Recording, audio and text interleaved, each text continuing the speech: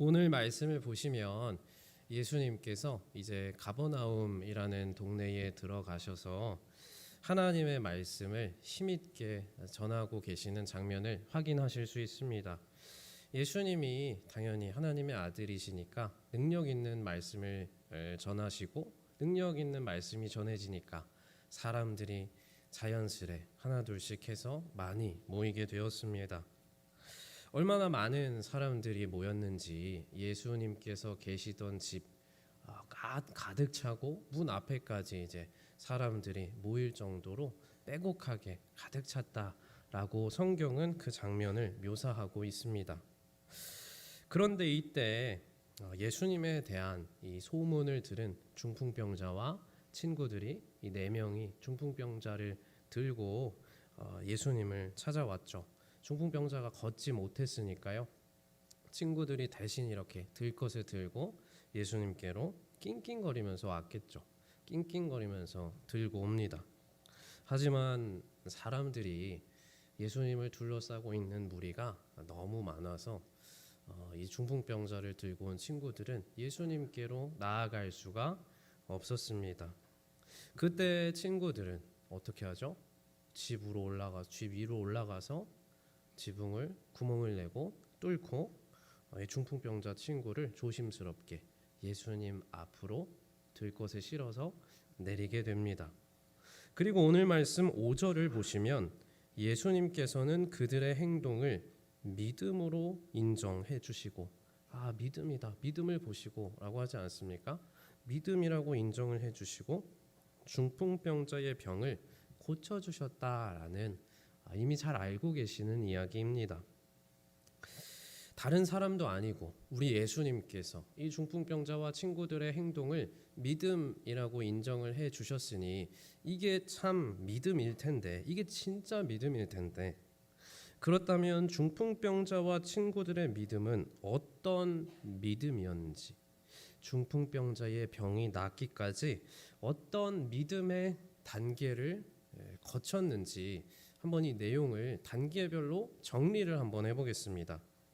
이 친구들의 믿음을 제가 네 가지 단계로 한번 나누어 보았습니다. 1단계 중풍병자 이거 아니고요. 이거 아직 보여주지 마시고요. 1단계 중풍병자 친구를 돕기로 하고 예수님께로 데려가기로 이제 친구들이 마음을 먹습니다. 중풍병자 친구를 예수님께로 데려가자라고 마음을 먹죠. 이것은 예수님께서는 이 중풍병도, 이 고치기 힘든 중풍병도 고칠 수 있는 분이시다라는 것을 믿는 믿음의 시작이었습니다. 2단계 중풍병자 친구를 침상에 눕혔죠. 이 믿음이 시작되니까 이 중풍병자 친구를 침상에 눕힙니다. 그리고 4명의 친구가 들 것을 들고 데려갑니다. 이것은 말로만 끝나지 않는 구체적인 믿음의 행동의 단계였습니다. 3단계 사람이 많아서 가까이 갈 수 없었지만 포기하지 않고 지붕에 구멍을 내기로, 그것도 남의 집 지붕에 구멍을 내기로 결정합니다. 이것을 저는 믿음의 무리수의 단계다라고 명칭을 한번 정해보았습니다. 4단계 치유와 회복의 단계입니다. 어떻게든 예수님에게로 데려가자 예수님께서는 이것을 믿음이다라고 인정을 해주시고 중풍병자를 고쳐주셨습니다. 이것을 하나님의 반응이라고 말할 수 있겠습니다. 중풍병자가 고침을 받는 모습을 통하여서 이 믿음의 단계를 일반화시켜서 4가지 단계로 정리를 해보자면 다음과 같습니다. 한번 띄워주실래요? 이제 1단계 믿음의 시작이고요. 말씀드렸듯이 2단계 믿음의 행동입니다. 3단계 믿음의 무리수이고 4단계 하나님의 반응으로 우리가 정리를 해볼 수 있겠습니다. 성경에서 찾은 모습을 이제 정리해서 일반화시켜 보았으니 이것을 거꾸로 다시 우리의 삶으로 한번 이제 가져와 보겠습니다. 1단계 믿음의 시작의 단계는 예배를 드리고 하나님의 말씀을 읽고 또 들으면서 하나님에 대한 믿음이 피어오르는 단계입니다. 그래서 이제 마음속에서 내가 한번 하나님이라는 분을 믿어봐야겠다라고 믿음이 시작되는 단계인 겁니다.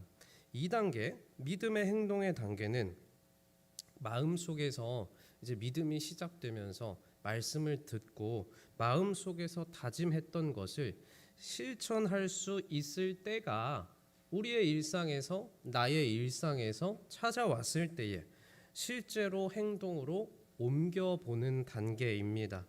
2단계에서는 당연히 이제 실천을 해야 하니까요. 용기가 필요하고요. 희생이 필요하고요. 헌신이 필요할 수 있습니다.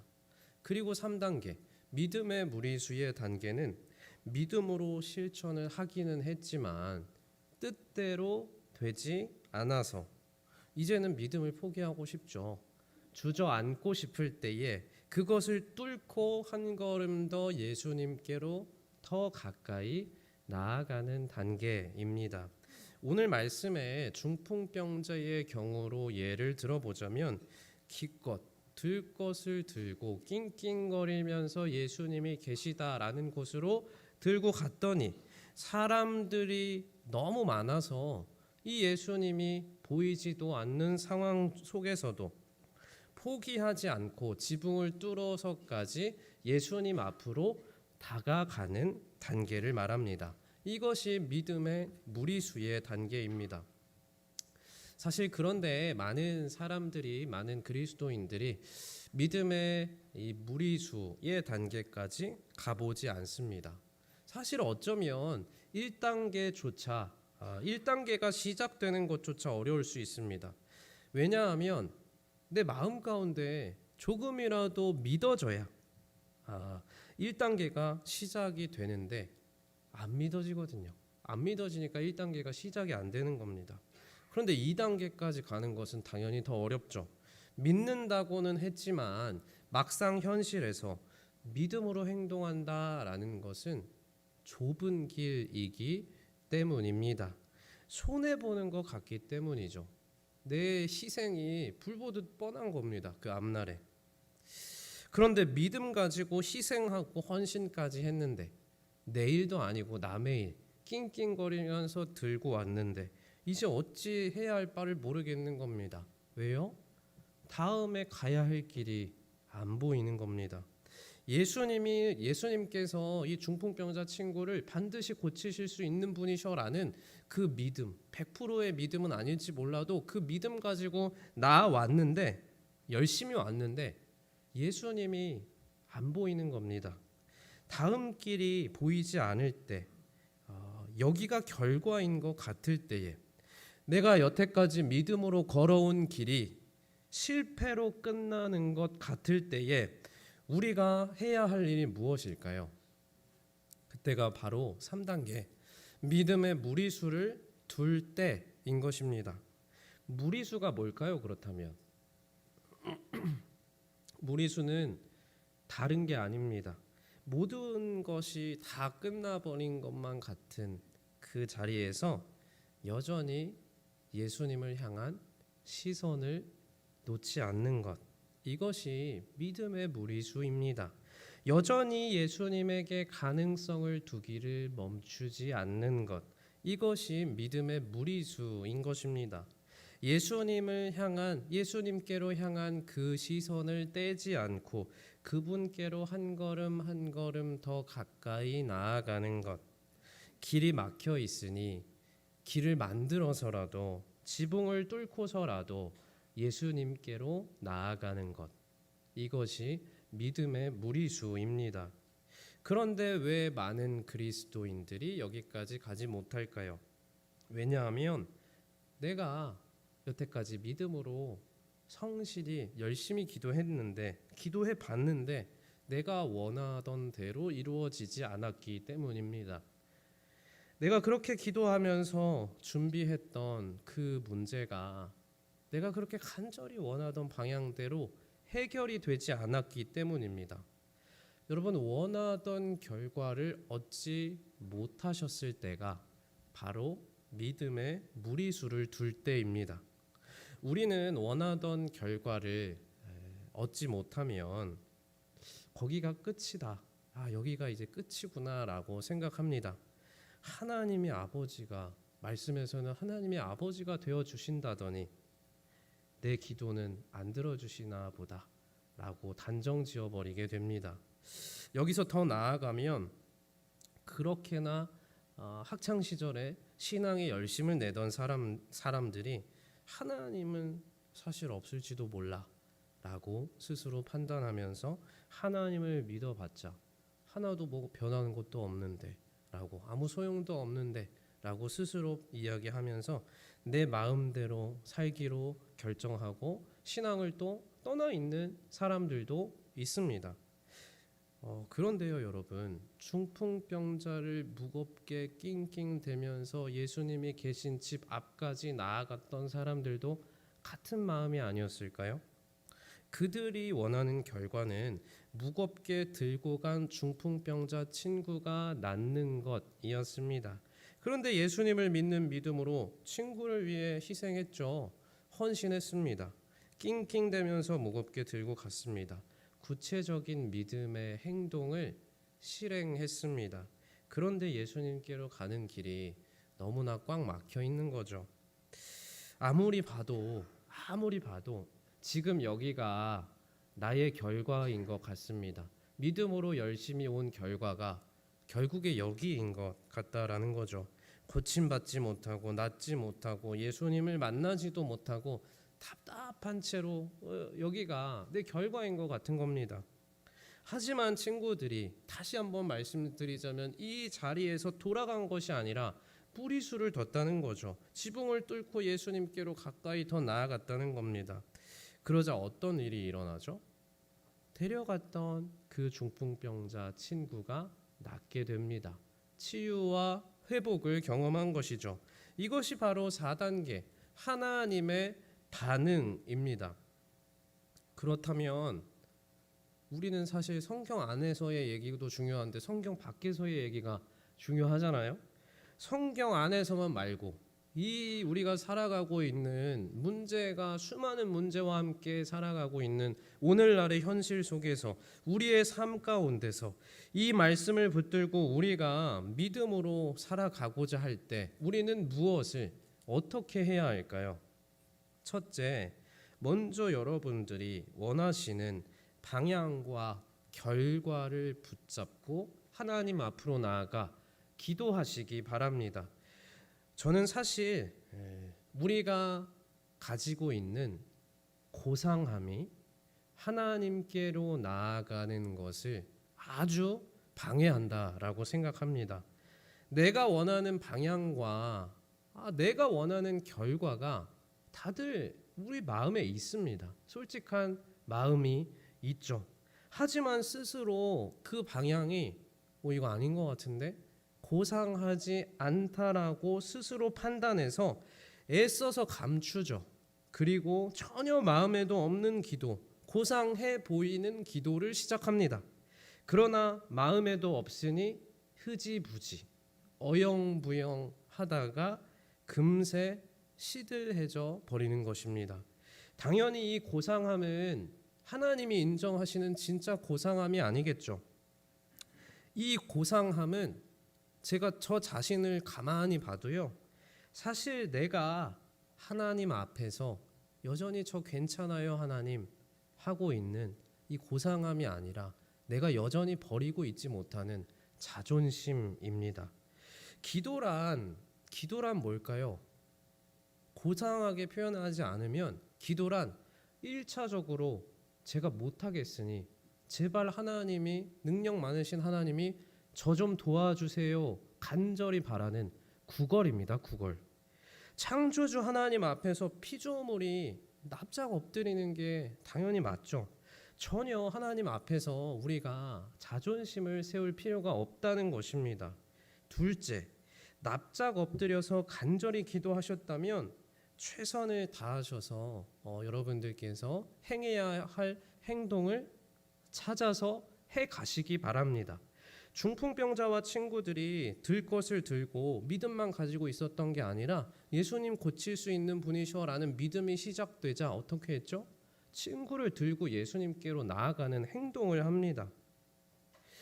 중풍병자와 친구들이 그렇게 했던 것처럼, 몸을 움직여서 집을 나와서 행동을 했던 것처럼 그 할 바를 행하시기 바랍니다. 믿음으로 가시는 길마다 하나님의 도우심, 하나님의 긍휼, 이게 간절히 있기를 바라시며 기도하시고 한 걸음 한 걸음씩 실행의 영역으로도 나아가시기 바랍니다. 예를 들면 시험을 치는 학생, 이제 뭐 수능도 얼마 남지 않았잖아요. 시험을 치는 학생이 제발 답을 잘 찍게 해주세요. 이렇게 기도만 하면 될까요? 기도만 하고 끝나는 것이 아니라 책을 펴서 공부를 해야 합니다. 그렇죠? 물질이 필요한 사람은 기도하고 주변에 도움도 청하고 일도 구해보고자 애써야 하는 것이죠. 몸이 아픈 사람은 기도도 하고 병이 낫기 위하여서 병원도 찾아가 보고 약도 먹어봐야 하는 것입니다. 하나님이 일하실 것을 기대하며 도움을 구하고 오늘 나에게 주어진 현실에서 하나님이 감동 주시는 대로, 지혜 주시는 대로, 루트가 열리는 대로 행해야 할 바를 행해 봐야 하는 것입니다. 기도하고 나아갈 때 하나님이 우리의 눈을 밝히시거든요. 기도하고 나아가면 하나님께서는 우리에게 힘든 시험과 유혹을 이길 만한 힘을, 전에 없었던 힘을 반드시 공급을 해 주십니다. 또한 나의 정욕을 이기고 올바른 선택을 해갈 수 있도록 양심을 일깨우시고 용기를 주시는 것이죠. 그런데 그렇게 주셨을 때, 마음을 주셨을 때, 믿음을 허락해 주셨을 때 선택과 결단한 것을 실행하는 것은 우리의 몫이라는 것입니다. 구체적인 믿음의 행동을, 나의 몫을 하나님이 반드시 요구를 하신다라는 것이죠. 셋째, 그런데도 막혔을 때, 여기가 결과인 것 같을 때에, 그때 뒤로 물러서지 마시고 예수님께로 한 걸음 더 오히려 가까이 나아가시기 바랍니다. 믿음의 무리수를 두어 지붕에 구멍을 뚫는다는 생각 어떻게 합니까? 그렇게까지 해서 예수님 앞으로 나아가 보자라는 것이죠. 여기서 주의하셔야 할 점은 이 믿음의 무리수라는 단계가, 오해하지 마셔야 할 게, 우리 옛말에 이런 말이 있죠. 지성이면 감천이다. 이것과 맥을 같이 하는 말이 아니다라는 겁니다. 지성이면 감천이다라는 말의 뜻이 뭐죠? 지극한 정성이면 하늘도 감동시킨다라는 뜻입니다. 열심을 부리면, 내가 열심을 내면 누구든지 감동하는 법이다. 이제 옛날, 사실 여기에는 무속신앙이 깔려 있습니다. 무속신앙. 그리고 무속신앙의 특징은 사실은 그 대상이 명확하지 않다는 것에 있습니다. 그렇죠? 쉽게 말씀드리자면 물을 떠다 놓고 비나이다 비나이다 하잖아요. 그런데 누구한테 비는지가 사실은 중요하지 않아요. 비는 사람의, 여기에는 그 비는 사람의 정성과 열심에만 온전히 초점이 맞추어져 있습니다. 사실 이 비나이다 비나이다 하는 사람도 신이 있는지 없는지 잘 모르지만 있으면, 하늘에 지금 밤하늘에 달림이 떠 있는데 달림이건 오래전에 돌아가신 우리 조상신이든지 간에 이 저의 열심에 제발 좀 감동 좀 받으시고 나에게 복을 달라는 간절한 호소인 것입니다. 그런데 기독교가 다른 종교와 분명하게 다른 점은 이 신앙을 가지고 기도하는 개인보다 신앙의 대상을 우선시하고 있다는 데에 있습니다. 나의 공로와 나의 의와 나의 열심이 중요한 것이 아니라 하나님의 은혜와 그 나를 향한 하나님의 열심이 훨씬 더 중요하다라는 것이죠. 믿음은 나 자신과의 싸움이 아닙니다. 성경에서도 계속 말합니다. 너는 나 외에 다른 신을 섬기지 말아라. 믿음은 나 자신과의 싸움이 아니라 믿음의 대상에 대한, 결국 누구를 섬길 것인가에 대한 싸움입니다. 인생이 계속해서 내가 믿는 하나님이 나의 문제를 전적으로 의탁해도 괜찮을 만한 분인지를 알아가는 싸움이다라고 신앙생활을 표현할 수도 있을 것입니다. 그렇다면 도대체 믿음의 무리수 단계까지 간다면 우리에게는 어떤 일이 벌어지는 것일까요? 우리가 살아가고 있는 오늘날의 현실 가운데서 믿음의 무리수까지 간다면 우리의 삶에서는 어떤 일이 벌어질까요? 지붕을 뚫고 내려가서 그 남의 집에 구멍까지 뚫고 내려가서 예수님 앞에 가서 치유받은 중풍병자처럼 우리도 끝내 간절히 원하던 바를 얻을 수 있을까요? 모두 다 이미 아시다시피 우리가 원하던 바를 얻을 수도 있고 얻지 못할 수도 있습니다. 그렇다면 허무해지죠, 이게.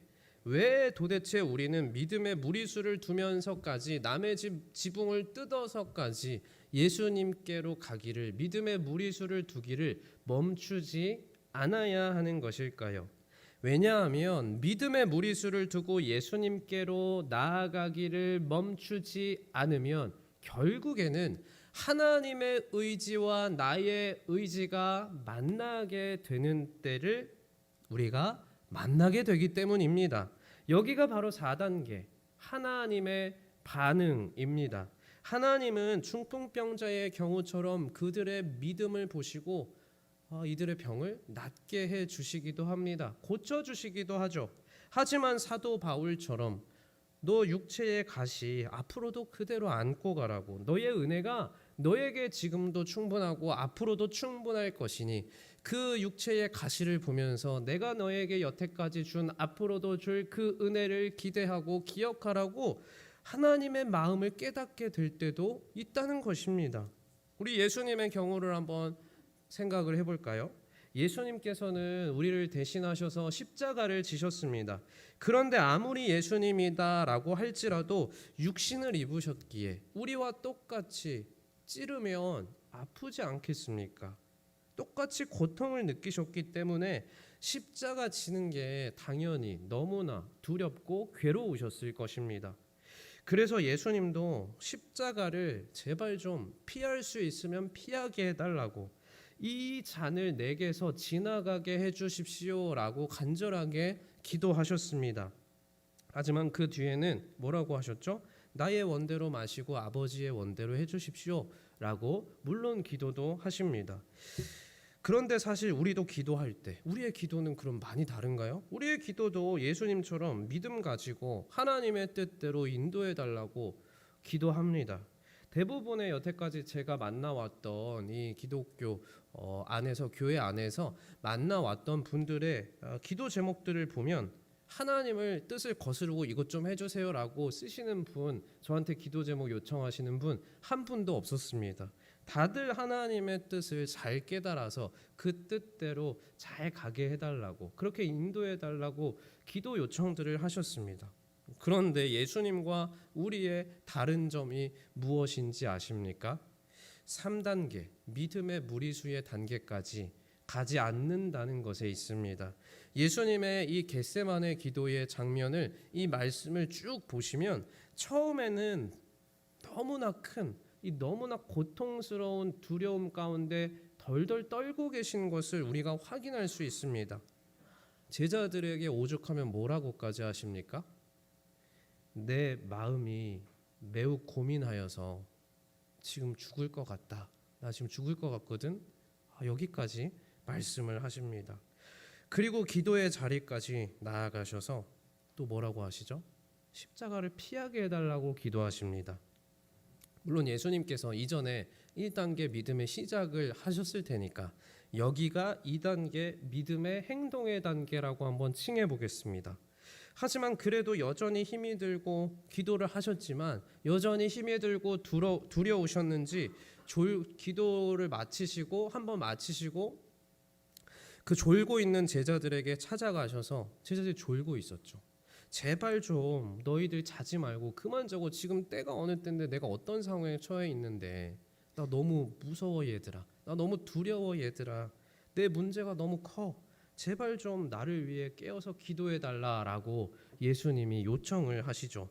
그리고 또다시 기도의 자리로 나아가십니다. 그리고 또다시 제자들에게 오세요. 기도를 한 번 더 마치시고 제자들에게 다시 오십니다.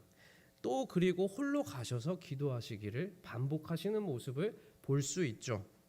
저는 이 짧은 말씀에서도 느껴지는 엄청난 괴로움 가운데 예수님께서 세 번째로 기도하러 하나님께로 나아가셨던 이 장면, 세 번째로 나아가셨던 이 장면을 3단계, 믿음의 무리수 단계다라고 칭해 보았습니다. 십자가를 피하고 싶습니다.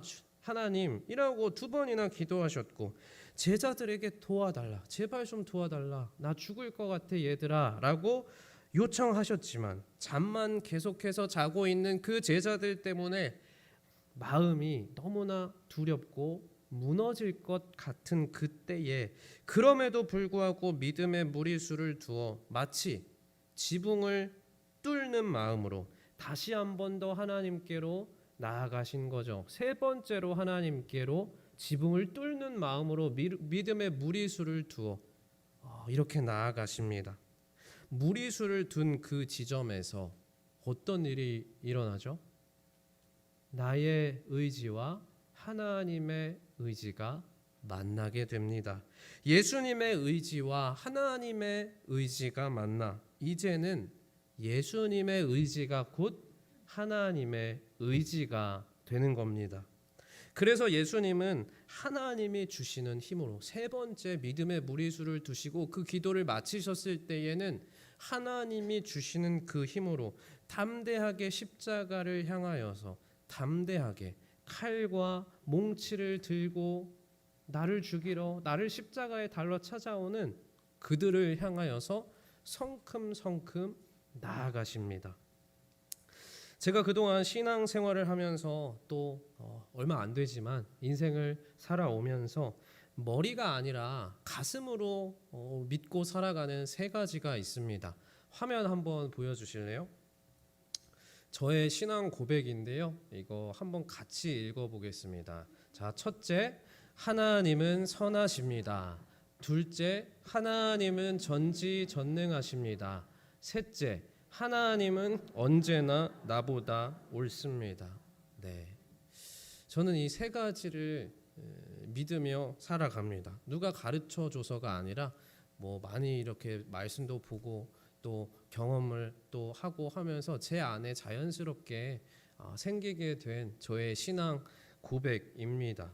이 3가지 사실에 대한 믿음이, 이 고백이 여기 계신 귀한 성도님들도 되신다면 우리는 우리의 소원을 가지고 하나님 앞으로 지붕을 뚫고 믿음의 무리수를 둬서까지 인내함으로 믿음 가지고 나아가야 할 것입니다. 하나님의 의지와 나의 의지가 만나는 그 지점에서 우리가 오늘 살펴본 중풍병자처럼 우리는 고침을 받을 수도 있고 사도 바울처럼 또 예수님처럼 하나님의 마음을 결국에 깨닫고 그 마음 가운데에 그 말씀 가운데에 그 아버지의 뜻 가운데에 우리가 수고려 순복하게 될 수도 있을 것입니다.